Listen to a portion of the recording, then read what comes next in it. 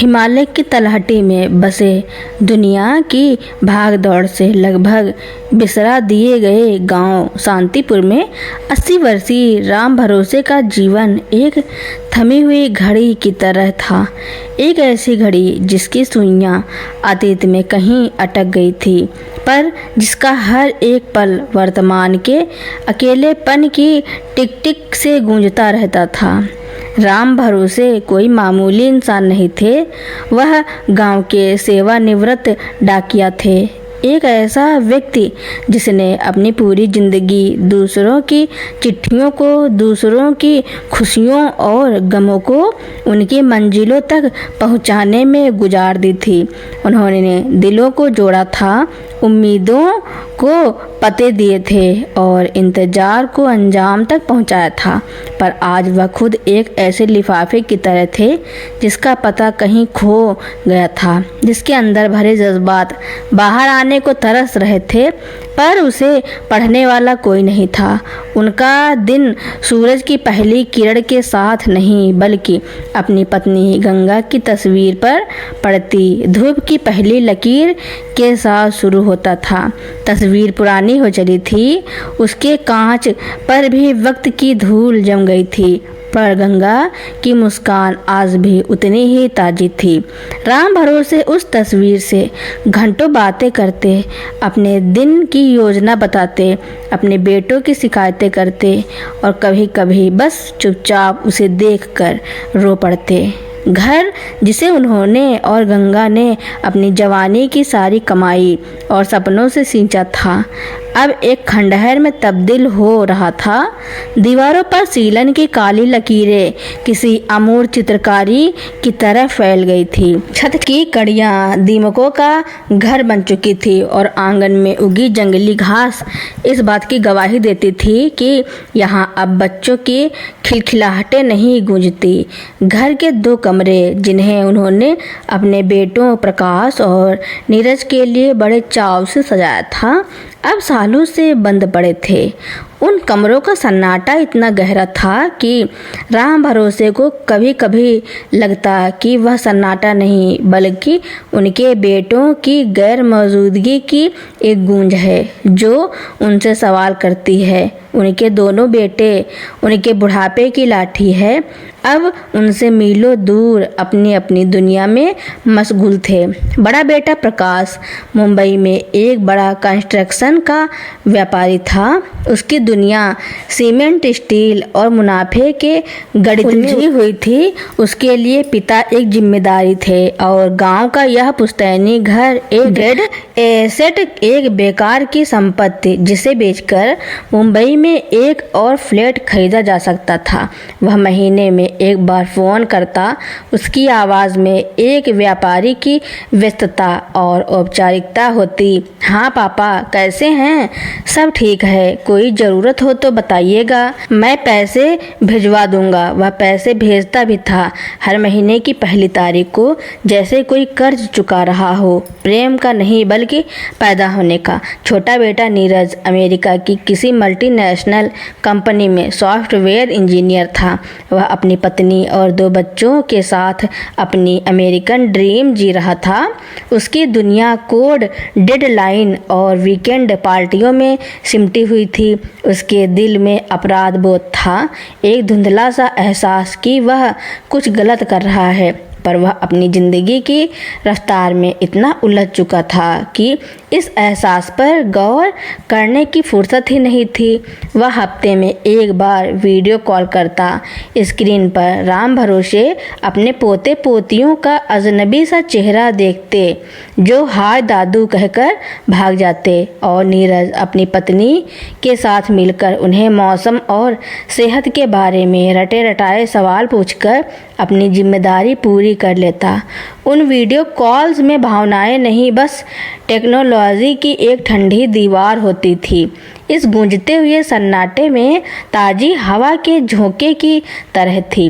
पड़ोस की 10 वर्षीय बच्ची विमला, उसके माता पिता मजदूरी के लिए दिन भर बाहर रहते और वह अक्सर अपना होमवर्क करने या कहानियाँ सुनने राम भरोसे के पास आ जाती। उसकी चंचल आँखों में एक अजीब सी जिज्ञासा थी।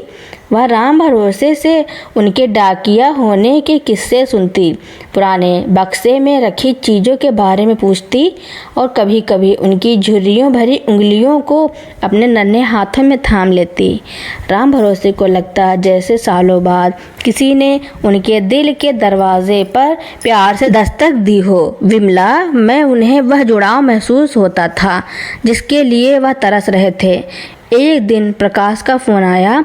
आवाज़ सामान्य से ज़्यादा तेज़ थी। पापा, मैं अगले महीने आ रहा हूँ। एक पार्टी है, घर के कागजात देखने हैं, एक अच्छा खरीदार मिला है, अच्छा दाम दे रहा है, आप बस पेपर्स तैयार रखिएगा। नीरज से मेरी बात हो गई है, वह भी राजी है।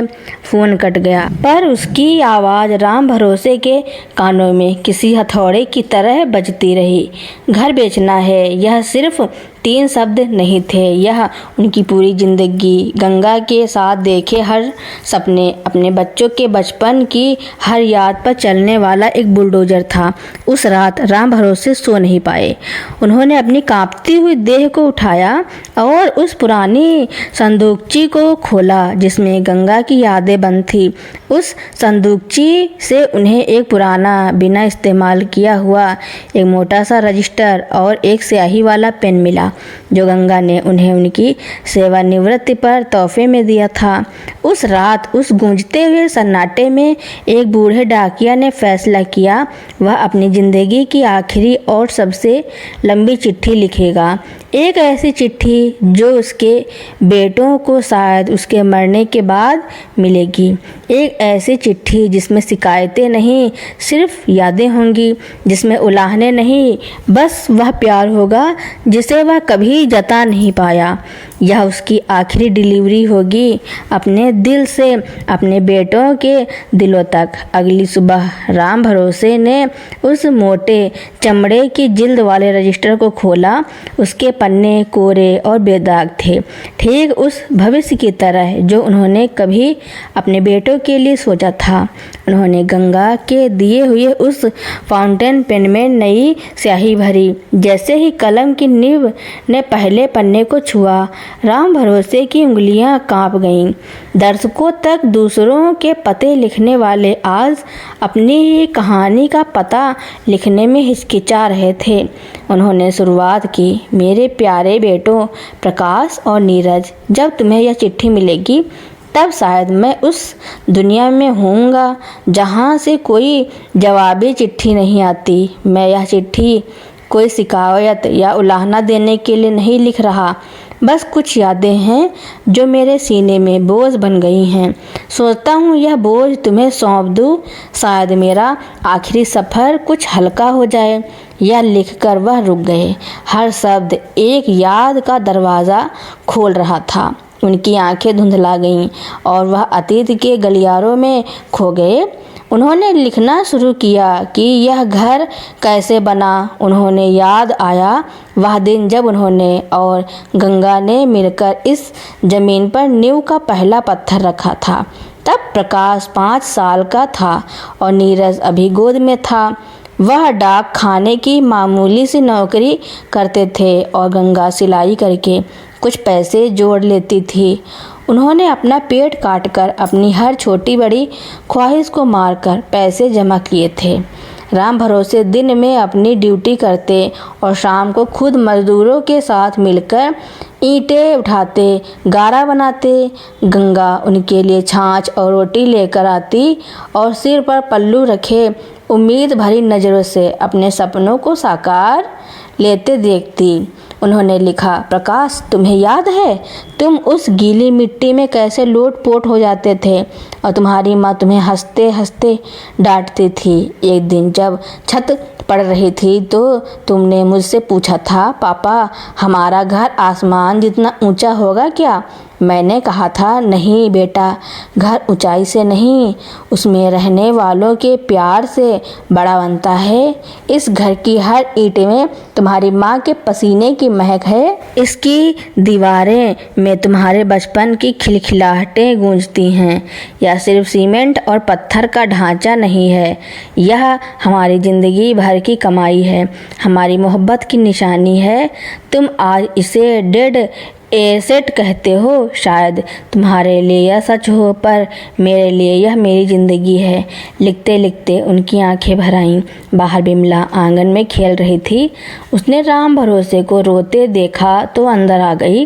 दादाजी, आप रो क्यों रहे हैं?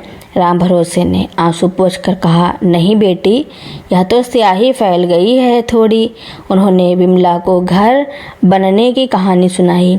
बिमला बड़ी ध्यान से सुनती रही, जैसे यह दुनिया की सबसे रोमांचक कहानी हो। अगले कुछ दिन राम भरोसे बस लिखते रहे। वह अपने बेटों की पढ़ाई के दिनों में लौट गए। उन्हें याद आया कि कैसे गांव के स्कूल के बाद उन्होंने अपने बेटों को शहर के सबसे अच्छे कॉलेज में भेजने का फैसला किया था। उनकी तनख्वाह न काफ़ी थी, तब उन्होंने रात में चौकीदारी की नौकरी करनी शुरू कर दी थी।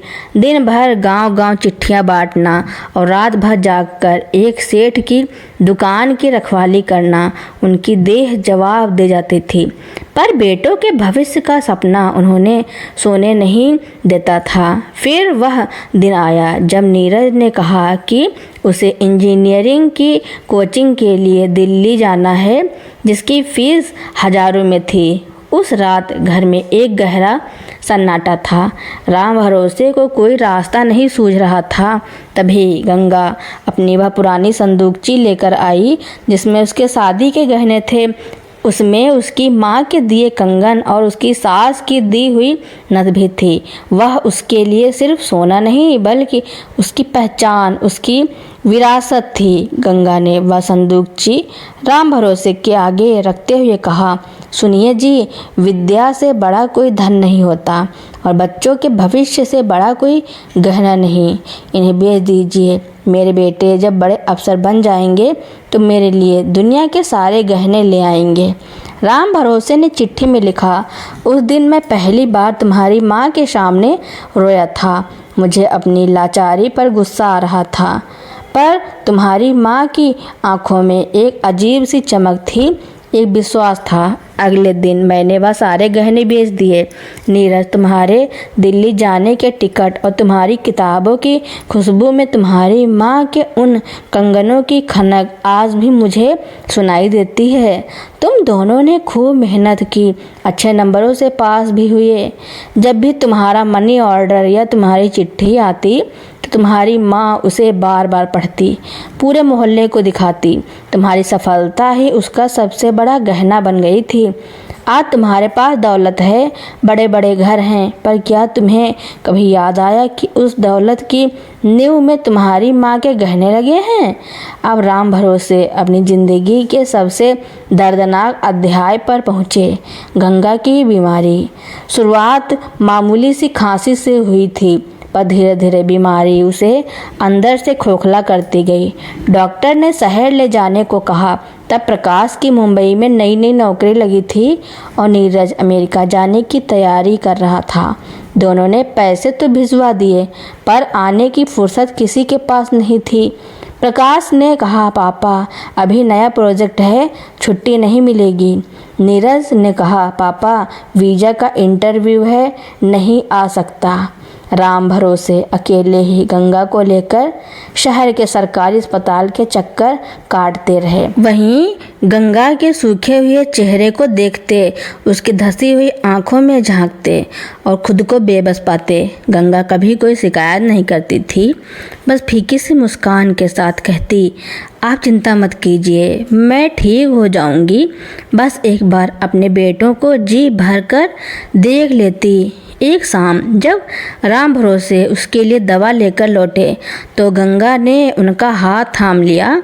उसकी सांसें उखड़ रही थी। उसने कहा, बच्चों को फ़ोन कर दीजिएगा, कहिएगा उनकी माँ उन्हें बहुत याद कर रही है। यह उसके आखिरी शब्द थे। राम भरोसे ने चिट्ठी में लिखा, मैंने तुम दोनों को फ़ोन किया, तुम दोनों आए, अपनी माँ की लाश को कंधा दिया, सारी रस्में निभाई और 13वीं के अगले ही दिन तुम दोनों अपनी अपनी ज़रूरी ज़िंदगियों में वापस लौट गए। उस दिन मैंने अपनी गंगा को दूसरी बार खोया था। पहली बार जब उसकी सांसें रुकी थी, और दूसरी बार जब तुम दोनों बिना उसकी यादों को साथ लिए यहाँ से चले गए थे। तुम हमेशा सोचते होगे कि मैं अकेला कैसा रहता हूँ। सच तो यह है कि मैं अकेला नहीं रहता। तुम्हारी माँ की यादें, उसकी बातें, उसकी हंसी हर इस घर के जर्रे जर्रे में आज भी जिंदा हैं। मैं उससे बातें करता हूँ, वह मुझसे बातें करती है। हाँ, पर जब तुम्हारा फ़ोन आता है और तुम मुझसे पूछते हो पापा अकेले बोर तो नहीं होते, उस पल मुझे अपने अकेलेपन का सबसे ज़्यादा एहसास होता है। यह लिखते लिखते राम भरोसे की कलम रुक गई। उनका बूढ़ा शरीर अब जवाब दे रहा था। उन्हें सीने में एक हल्का पर लगातार बना रहने वाला दर्द महसूस होने लगा था। राम भरोसे को अब एहसास हो गया था कि उनके पास कम बहुत वक्त है। उनकी सांसें अब ज़्यादा फूलने लगी थी और हाथों का कांपना भी बढ़ गया था। पर उन्हें अपनी आखिरी चिट्ठी पूरी करनी थी। उन्होंने अपनी बची खुची सारी ताकत समेटी और लिखना जारी रखा। अब उनकी लिखाई में यादों की धुंध नहीं बल्कि एक बूढ़े पिता की आखिरी वसीयत की स्पष्टता थी। मेरे बेटों, मैंने तुम्हें यह सब इसलिए नहीं बताया कि तुम अपराध बोध में जियो। नहीं, मैं बस यह चाहता हूँ कि तुम जानो कि तुम्हारी जड़ें कहाँ हैं। जिस सफलता के शिखर पर आज तुम खड़े हो, उसकी नींव में किसके पसीने और किसके आंसू लगे हैं। प्रकाश, तुम इस घर को बेचना चाहते हो, बेच देना, पर बेचने से पहले एक बार इस घर की दीवारों को छूकर देखना। शायद तुम्हें अपने बचपन की तोतली आवाज़ सुनाई दे जाए। एक बार उस आंगन में खड़े होना जहाँ तुम्हारी माँ तुम्हारे लिए घंटों इंतजार करती थी। शायद तुम्हें उसके पल्लू की छाँव महसूस हो जाए। यह घर तुम्हारे लिए ईंट पत्थर का ढांचा होगा, पर यह तुम्हारी माँ की आत्मा का मंदिर है। इस मंदिर को बेचकर जो पैसा मिलेगा, क्या उससे तुम अपनी माँ की एक मुस्कान खरीद पाओगे? नीरज, तुम 7 समंदर पार बैठे हो। तुम्हारी दुनिया बहुत तेज़ है, बहुत आधुनिक है, पर क्या उस आधुनिकता में माँ के हाथ की बनी रोटी की महक है? क्या तुम्हारे आलीशान घर के वाईफाई सिग्नल उन दुआओं के सिग्नल से ज़्यादा मजबूत हैं जो तुम्हारी माँ तुम्हारे लिए करती थी? मैं जानता हूँ तुम मजबूर हो, पर बेटा, मजबूरियाँ अक्सर मन का वहम होती हैं। जो चीज़ें हमें सबसे ज़्यादा ज़रूरी लगती हैं, अक्सर वही सबसे ज़्यादा गौर ज़रूरी होती हैं। मेरी एक आखिरी इच्छा है, जब तुम दोनों आओ तो इस घर को बेचने की जल्दी मत करना। एक रात इस घर में साथ गुजारना, अपने पुराने कमरों में सोना और मेरी इस चिट्ठी को इसी आंगन में साथ बैठकर पढ़ना। अकेले अकेले नहीं, साथ में। शायद एक दूसरे की आंखों में झांककर तुम्हें वह सब दिख जाए जो तुम अपनी भाग दौड़ में भूल गए हो। मैं तुम्हारे लिए कोई जायदाद नहीं छोड़कर जा रहा। यह घर तुम्हारी माँ की कुछ साड़ियाँ और संदूकची में रखी तुम्हारी बचपन की कुछ तस्वीरें, यही मेरी कुल जमा पूंजी हैं। इसे आपस में बांट लेना, नहीं तो अपने दिलों में सहेज लेना। शायद यही तुम्हें याद दिलाए कि दौलत से ज़्यादा कीमती यादें होती हैं और सफलता से ज़्यादा ज़रूरी सुकून होता है। बस अब और लिखने की हिम्मत नहीं। तुम दोनों हमेशा खुश रहो, आबाद रहो। अपनी माँ की तरफ से भी तुम्हें ढेर सारा आशीर्वाद। तुम्हारा पिता, राम भरोसे। उन्होंने कांपते हाथों से रजिस्टर बंद किया, उसे एक बड़े से कपड़े में लिफाफे में डाला और उसे गोंद से चिपका दिया। लिफाफे पर उन्होंने लिखा, मेरे बेटों प्रकाश और नीरज के लिए। तभी उनके सीने में एक तेज असहनीय दर्द उठा। उनकी आंखों के आगे अंधेरा छा गया। उन्हें पता था बुलावा आ गया है। उन्होंने अपनी पूरी ताकत से बिमला को आवाज़ लगाई। बिमला दौड़ती हुई आई। राम भरोसे ने वह लिफाफा उसके नन्हे हाथों में थमा दिया और हाँफती हुई आवाज़ में कहा, बेटी, जब मेरे बेटे आएँ तो यह उन्हें दे देना। कहना दोनों साथ बैठकर पढ़ें। यहीं इसी घर में। इतना कहकर उन्होंने अपनी आंखें मूंद ली। उनका सिर आराम कुर्सी पर एक तरफ लुढ़क गया। उनके चेहरे पर कोई दर्द या सिकन नहीं थी, बस एक गहरी शांति थी, जैसे एक थका हारा डाकिया अपनी ज़िंदगी की आखिरी और सबसे ज़रूरी चिट्ठी पहुंचाकर सुकून से सो गया हो। पिता की मृत्यु की खबर दोनों बेटों तक पहुंची। वे आए, प्रकाश मुंबई से फ्लाइट पकड़कर और नीरज अमेरिका से 27 घंटे का सफ़र करके। उनका आना किसी शोक संतप्त बेटे का आना नहीं था, बल्कि किसी कारपोरेट मीटिंग की तरह था जिसमें एक ज़रूरी टास्क को निपटाना था। प्रकाश आते ही गांव के कुछ लोगों को अंतिम संस्कार की व्यवस्था संभालने के निर्देश देने लगा। उसका फ़ोन लगातार बज रहा था। मुंबई में कोई डील अटकी हुई थी। नीरज जेट लैग और अपराध बोझ से मिले जुले बोझ तले दबा हुआ था। वह चुपचाप एक कोने में खड़ा था, समझ नहीं पा रहा था कि उसे क्या महसूस करना चाहिए। पिता का बेजान शरीर आंगन में रखा था। गांव वाले आ जा रहे थे, पर दोनों बेटों की आंखें सूखी थी। उनके दिल में दुख था, पर वह दुख उनकी व्यस्तताओं और महत्वाकांक्षाओं की मोटी परत के नीचे कहीं दबा हुआ था। अंतिम संस्कार की सारी रस्में पूरी हो गईं। घर में अब गिने चुने लोग ही बचे थे। प्रकाश ने तुरंत बात शुरू की, चलो अब बाकी की फॉर्मेलिटी पूरी करते हैं। मैं कल सुबह ही प्रॉपर्टी डीलर को बुला लेता हूँ। नीरज, तुझे भी वापस जाना है। जितनी जल्दी यह सब निपटे उतना अच्छा। तभी एक छोटी सी डरी हुई आवाज़ ने उन्हें टोका, भैया। दोनों भाइयों ने मुड़कर देखा। बिमला खड़ी थी। उसके नन्हे हाथों में वह बड़ा सा लिफाफा था। उसने डरते डरते वह लिफाफा आगे बढ़ाया। दादाजी ने यह आपको देने के लिए कहा था। उन्होंने कहा था कि आप दोनों इसे साथ बैठकर यहीं पढ़ें। प्रकाश ने झुंझलाकर लिफाफे को देखा। क्या क्या बकवास है, अभी इन सब चीज़ों का वक्त नहीं है। बच्ची, जाओ वहाँ से। बिमला की आंखों में आंसू आ गए। वह हिलने ही वाली थी कि गांव के सरपंच और राम भरोसे के पुराने मित्र किशन काका ने उसका हाथ पकड़ लिया। किशन काका की आवाज़ में एक बूढ़े की समझदारी और दोस्त को खोने का गुस्सा था। रुको प्रकाश, यह बकवास नहीं, तुम्हारे पिता की आखिरी इच्छा है। पूरी ज़िंदगी तुम्हारे पिता ने दूसरों को चिट्ठियां बांटी और अपनी ज़िंदगी की आखिरी चिट्ठी वह तुम्हारे नाम लिख गए। क्या तुम इतने पत्थर दिल हो गए हो कि उनकी आखिरी इच्छा का भी सम्मान नहीं कर सकते? किशन काका के शब्दों में इतना वजन था कि प्रकाश और नीरज दोनों चुप हो गए।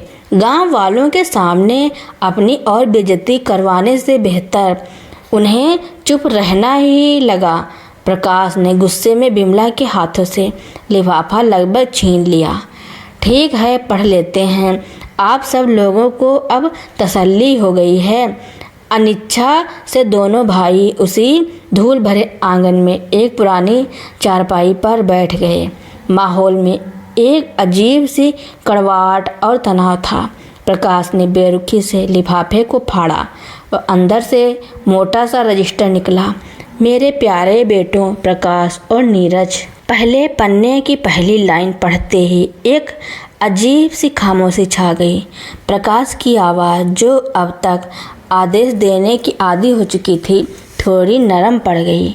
जैसे जैसे वह पढ़ता गया, पिता के सरलपन और सीधे दिल में उतर जाने वाले शब्द अपना असर करने लगे। जब घर बनने और अपने बचपन की शरारतों का जिक्र आया तो नीरज के चेहरे पर कई सालों बाद एक हल्की सी मुस्कान आई। उसे याद आया कि वह सच में मिट्टी में कैसे लौटता था। जब माँ के गहने बेचने का प्रसंग आया तो प्रकाश का पढ़ता हुआ गला रूंध गया। उसने नज़र उठाकर नीरज की तरफ देखा। नीरज की आंखें भी नम थीं। आज तक उन्होंने अपनी सफलता को सिर्फ अपनी मेहनत का परिणाम माना था, पर आज उन्हें पता चला कि उनकी सफलता की कीमत उनकी माँ के सपनों ने चुकाई थी और फिर जब पिता ने उनकी माँ की बीमारी और अपनी बेबसी का वर्णन किया तो बांध टूट गया। नीरज अब खुद को रोक नहीं पाया। उसकी सिसकियाँ उस खामोश आंगन में गूंजने लगी। प्रकाश ने रजिस्टर को चारपाई पर रख दिया। उसकी आगे पढ़ने की हिम्मत नहीं हुई। उसने अपने छोटे भाई को सालों बाद पहली बार रोते हुए देखा था। वह दोनों भाई जो सालों से एक दूसरे से सिर्फ पैसे, प्रॉपर्टी और फॉर्मेलिटी की बातें करते थे, आज चुपचाप एक दूसरे के बगल में बैठे थे और उनके आंसू उनके पिता की अनकही कहानी कह रहे थे। उन्हें पहली बार एहसास हुआ कि उनके पिता ने सिर्फ एक पत्नी नहीं खोई थी, बल्कि एक ऐसा दोस्त खो दिया था जिसके साथ वह अपना अकेलापन बांट सकते थे। उन्हें एहसास हुआ कि उनके हर फ़ोन कॉल के बाद उनके पिता कितने अकेले रह जाते होंगे। तभी प्रकाश का महंगा स्मार्टफोन बजा। स्क्रीन पर प्रॉपर्टी डीलर का नाम चमक रहा था। प्रकाश ने फ़ोन को देखा, फिर रोते हुए अपने भाई को देखा, फिर उस अधूरी चिट्ठी पर नज़र डाली। उसने बिना सोचे समझे फ़ोन काट दिया। कुछ देर बाद हिम्मत करके नीरज ने रजिस्टर उठाया और आखिरी पन्ने पढ़े। पिता के आखिरी शब्द और उनका आशीर्वाद जैसे मरहम की तरह उनके जख्मों पर लग रहे थे। चिट्ठी खत्म हो चुकी थी। सूरज ढल रहा था। दिन की आखिरी रोशनी उस आंगन में बिखरी हुई थी। दोनों भाई चुपचाप बैठे रहे। सालों बाद उनके बीच एक ऐसी खामोशी थी जो असहज नहीं बल्कि आरामदायक थी। यह उनके साझा दुख, उनकी साझा यादों और उनके साझा पश्चाताप की खामोशी थी। प्रकाश ने धीरे से कहा, यह घर नहीं बिकेगा। नीरज ने सिसकियों के बीच सिर हिलाया। हम हर साल गर्मियों की छुट्टियों में बच्चों को लेकर यहाँ आएंगे। उस शाम उस धूल भरे पुराने घर का सन्नाटा टूटा नहीं बल्कि भर गया। वह घर अब उन्हें एक डेड एसेट या एक बोझ नहीं बल्कि एक पवित्र स्थान लग रहा था। एक ऐसा तीर्थ जहाँ उनकी माँ की आत्मा बसती थी और जहाँ उनके पिता की यादें हर कोने में जिंदा थी। राम भरोसे की आखिरी चिट्ठी अपनी मंजिल तक पहुँच चुकी थी। उन्होंने मरकर भी अपने बिछड़े हुए बेटों को उनके असली घर का पता बता दिया था। वह घर जो ईंट पत्थर से नहीं बल्कि प्यार, यादों और रिश्तों की नींव पर बनता है। तो दोस्तों, मेरी कहानी सुनने के लिए आपका बहुत बहुत धन्यवाद। ऐसी ही कहानियाँ सुनने के लिए मेरे चैनल को लाइक, कमेंट, शेयर, सब्सक्राइब एवं बेल आइकन का बटन दबाना ना भूलना, ताकि मेरी नई नई कहानियाँ आप तक पहले ही पहुँचती रहें।